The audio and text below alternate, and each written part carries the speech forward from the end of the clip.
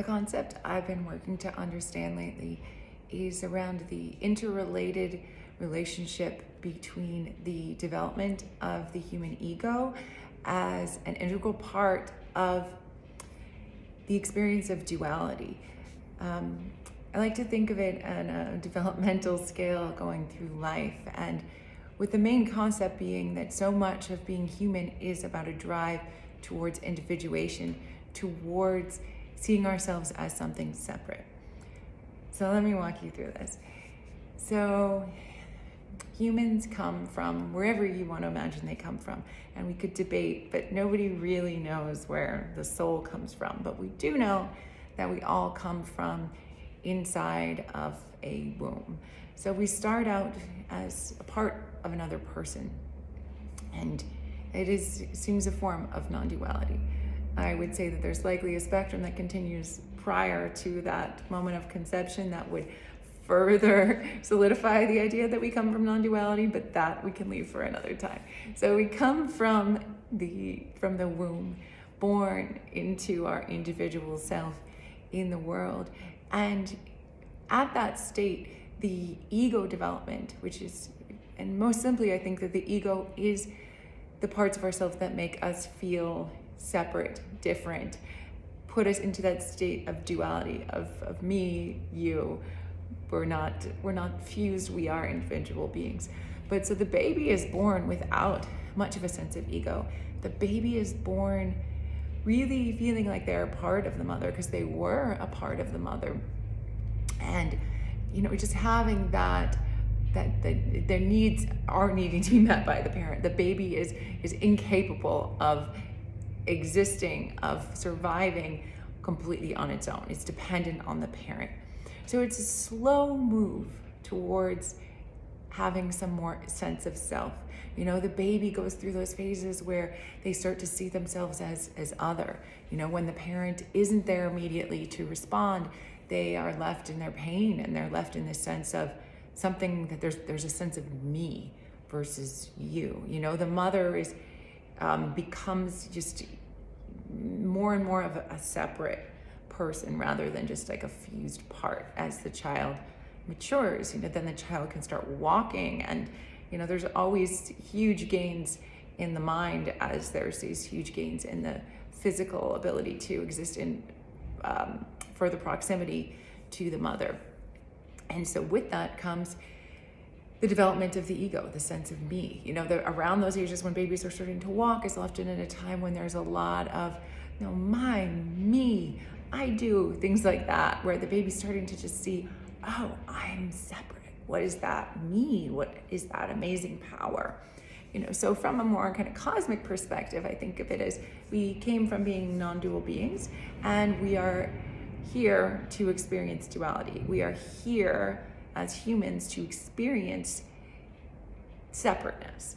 So it's very exciting. It's very exciting for the baby. The baby wants that, but also can be terrified by that. And if the outside world and if the individuation feels unsafe, then they're going to go back to the mother, to the caretaker, to find that safety. And so the extent to which the individual is able to develop a sense of internal safety, if the world around them feels safe, they can start to feel confident to be out in the world and that they can exist on their own, that's going to carry them. If a baby or a child feels that the world is very unsafe, especially if they feel that their home is unsafe, it's going to create less space for that internal safety.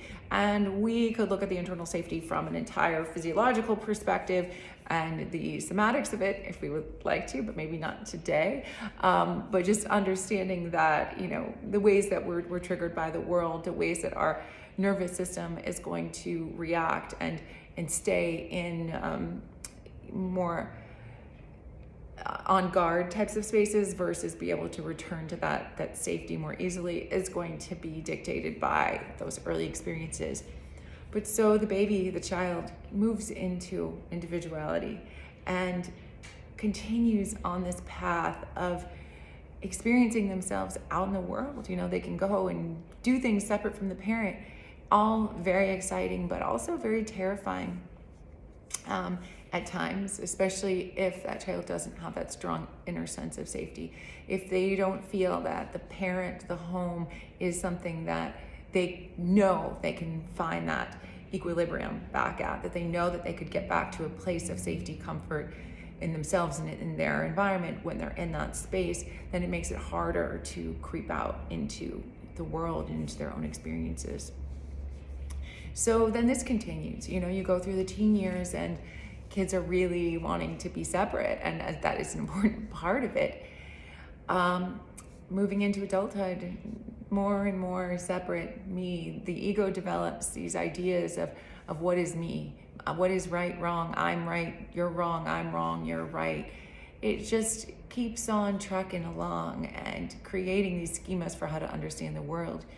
Developing data points based on the experiences that have been had, the relational experiences, and to what can be projected, what can be seen into the future.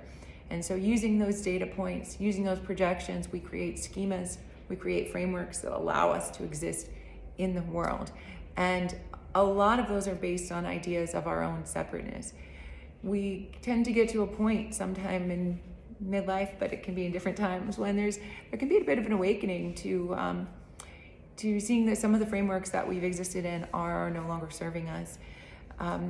Seeing ways that we've been kind of told that the world is this way, or that we are this way, and then when we start to reflect more deeply, we see some dissonance. Well, how can that be true and this be true? It creates a little kind of crack in that framework, and then from that crack, from that fissure, it allows expansion into questioning, into new ways of being. And how that progresses can be very individual to each person. A lot of it has to do with the fragility of the ego. If the ego, the sense of separateness, doesn't feel safe, feels triggered to dissolve, feels triggered to be overtaken by others. If a child grew up in a home where they weren't really seen, they didn't really have their needs met, then they might be more likely to feel that fragility, feel the fear that they're going to be taken over by someone else, that they don't have a solid sense of their own frame because it hasn't been accurately reflected back in childhood, or it's been reflected back in ways that are frightening or overwhelming.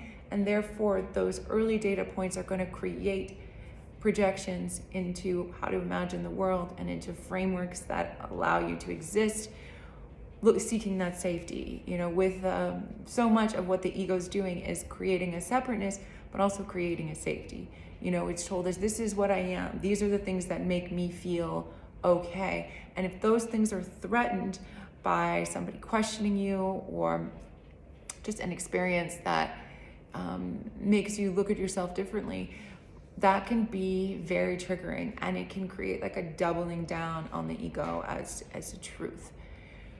So anyway, this continues, and then as these awakenings become more and more, we start to notice that the things that are triggering us, the things that we're saying, wait a minute, this doesn't quite fit into the framework I was existing in, they're all paths back to earlier in our life, to earlier in our nervous system patterning, to earlier in our interrelational skills development, and especially our attachment.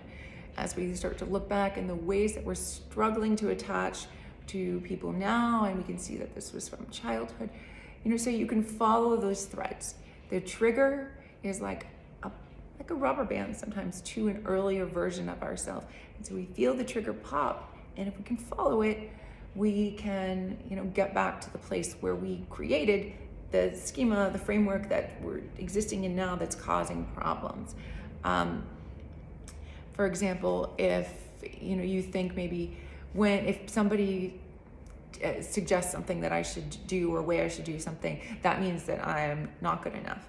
And you're just like, why do I keep finding this is my internal reaction to this external stimuli? Then you can kind of look at that. Okay, this is the trigger on the band, and where does the band, what's holding the other side of the band?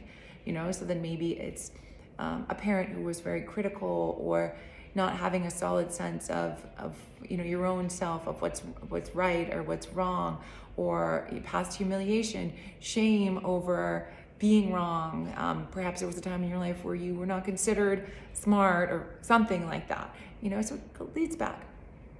And so the more that we have these awakenings, the more we see these triggers, they're leading us back closer to our childhood. And we've come to a point in midlife often where we are in our ultimate individuation from the parent. We are existing in the strong duality. Our ego has created a narrative of this is who I am. This is how I behave. These are the things I like. This is what I do, which can feel like a sense of, I know myself. I like to play tennis and I like to watch this type of show, and this job is fulfilling, and I show up in this type of persona in this setting and this type of persona in that setting. Persona meaning kind of like the collective identity structure, like the personality, how like maybe you go to your kid's school and you're like a little different than if you're out with your friends. So they're kind of like various personas, and some of them can feel like very authentic and some of them can be much more of a performative creation that is often unconscious, that's to keep us safe. We're going to exist within this container, this persona, in this setting. Anyway, so you start to get to a point in your life where you're examining these things. You're feeling very, very separate, and sometimes noticing that the separateness can feel more like a defense than like a true individuation. So those pieces are the little breadcrumbs. They're the pieces that lead us to finding a deeper sense of self. When you're like, wait a minute, I'm saying that this is me, but this is sort of just me rebelling against this thing. So often I think people get to a point where so much of what they consider themselves is just either complying or rebelling against what the people around are asking for, what life is asking for. Some people can get really stuck in that phase, and we've all gone through it. It's, kind of the teens personified, where it's like, I am that which I don't want to be. Like, I am, like, the people tell me to do this thing, I'm not going to do this thing. And it can feel very strong and feel like a sense of individuality. And like I said, if as humans we're seeking that duality, it can really feel like, look at me in my duality. I'm separate. I don't do what people need me to do, which is great, but it's also not a true individuation. A true individuation is getting to the place where you're able to see the times when you are doing to comply and the times when you are doing to rebel, and kind of having that more centralized core self that says, oh no, this is more my truth. These are the things that make me feel alive in a way that has a very different flavor than the rebellion or the compliance. So these awakenings, all of this, then we start to move into that place of noticing the ways that we are similar to others. So much about the first half of life is noticing the ways that we're different, and that's important, but it can also be quite a trap. And a lot of people have noticed, myself at times, can have parts where it's like, oh no, this is just me. I'm unworthy because of this. I'm not good enough, but it's some huge flaw in me. And the more that we can come into comfort with these parts of ourselves, more dialogue internally or with other trusted sources, we see that so much of this is just the human condition. The human programming creates a lot of space for these dissonant aspects within us. And when we can find the strength to share them, we actually create the deepest space for connection. There's a Sufi saying that says, heartache is the connection to the divine. And I really feel like that resonates with this idea that as we allow ourselves to exist, notice what makes us different, notice what makes us the same, we can start to move out of that hard separateness and into just more of like, this is what it is to be human. So moving from the baby born out of non-duality into this big chunk of life, trying to find our individual way, and then having that, I want to say midlife, but it's not always. It it could be a lot of different times. But then that movement back towards connection, back towards non-duality. And the magic is that all of those little triggers are the threads back to who we were before we were programmed to react how we do now. Look back to the data points that we were using to create these frameworks of existence for now, to create these projections of what we think we should be expecting in the world. And when we can see those as projections and as frameworks, we can begin to see the world more clearly. We can start to not just be anticipating, and through that anticipation, creating oftentimes the thing that we do want or the thing we don't want, but just to be back into more of a clear space. So starting in the baby and the non-duality, the ego development into a duality, then the frustration and the dissonance in the ego moves us back into a space of exploring the pathways back to our non-duality, the pathways back to our deep connection to others, to all humans, to our own human programming, and also to the space of our connection to whatever you want to call it, the source, the divine, to our own individual path. As we allow ourselves to have the thoughts be thoughts, allow them to see through the lenses, there's more space for the clarity of thought, of our own individual mission, of just, what makes us special to flow through, because we're not trying to comply or push against and rebel. We're just trying to create space for us to be a clear conduit to our highest self. I hope that explains it. I just think it's really cool to just see the way that things change over time and see how perfect it is. We get to this age and we're like, how did I not see the ways that I wasn't being my true self, the ways that I was complying or rebelling, and I thought that was me. But the point is that that's kind of why we're here to be human, is to develop that sense of separateness, to experience our soul as separate, as its own individual, human self out there doing things, which is really cool. And then the fun of awakening and realizing the programming that we have allowed to be installed to us, just had installed through all of the data points from life that have then created the projections, created the frameworks of what is to be, and following those triggers back, following them back, and just clearing stuff out, being just a space of finding so much more clarity and purpose and mission, and just expanding our experience of human.